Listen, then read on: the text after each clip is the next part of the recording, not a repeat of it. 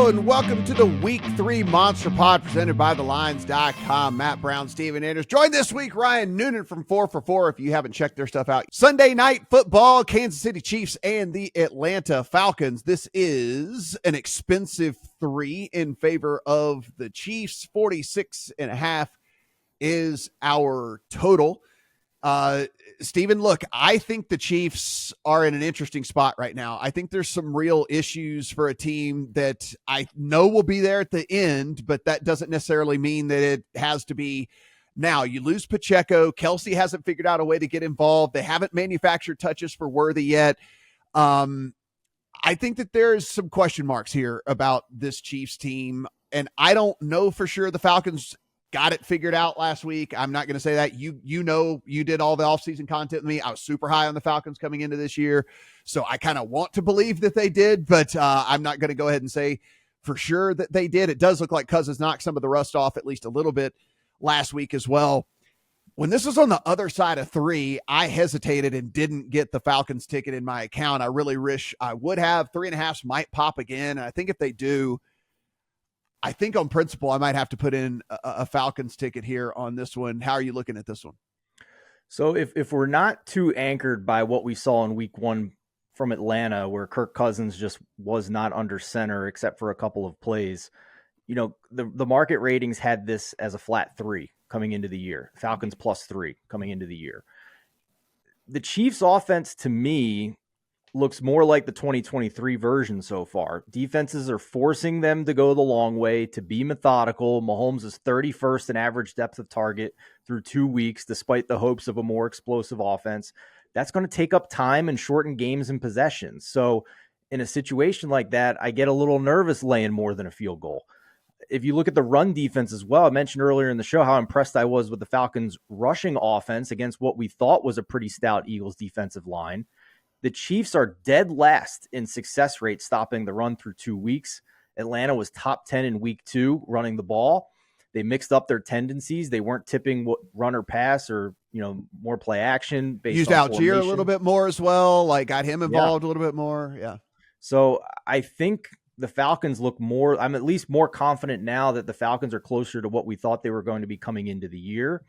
And in a primetime game, getting more than a field goal against the Chiefs offense that's content to be methodical, moving the ball down the field. I think I like the home dog here if I'm getting 3.5 or more. And I did bet 4 earlier in the week. It's not available, but I think I would still recommend 3.5 or more on the Falcons. How you see this one, Ryan? Yeah, it's tricky. Hey, guess who is last in the league in pressure rate? Oh, it's the Falcons. It's an annual tradition. Uh-oh. They're always terrible at getting pressure. They don't get home. So yeah, Kansas City is going to have to be methodical. They'll probably have to dink and dunk a little bit. They probably have success doing it, to be honest. I think a clean pocket for Mahomes is terrifying, regardless of what's happening and whether he's, you know, throwing the ball, 15 yards down the field or 6 yards down the field. The problem, and I think you did a good job highlighting it there, Steven, is the Falcons' run game has been really good. First of all, the explosive ability of Bijan is incredible. He leads the league with missed tackles forced. His elusive rating is through the roof. The one thing that's massively different this year, the offensive line in terms of run blocking has been fantastic. They are averaging 2.2 yards before contact per carry.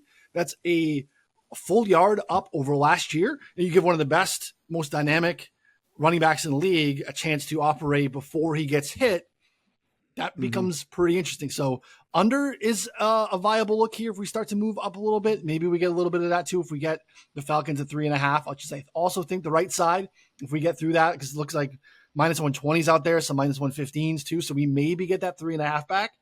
We do have some interest there in the Falcons, even though I still believe in the Chiefs long-term, because I think they could be able to dictate this game, run the football, and just kind of, maybe keep Mahomes on the sideline a little bit.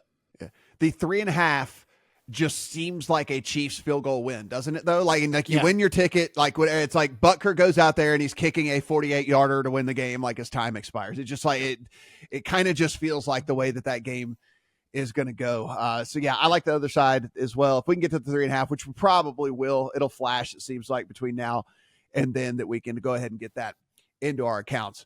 Want to thank Ryan Noonan for joining us here. 4 for 4, guys. If you haven't gone over there, check out everything they do over the site. Been one of the staples for me for a very, very long time, as well as Steven. So be sure to go in, take in all the great work that they do over there. And if you are watching this on the YouTube channel, everything we do, absolutely free. So go ahead, hit that subscribe button, and let us know in the comment section how terrible we were at picking some of these games. Like we're always in for the criticisms, and let us know which sides that we're just completely wrong on in all of these things. Appreciate it, guys, and good luck on all your week 3 bets.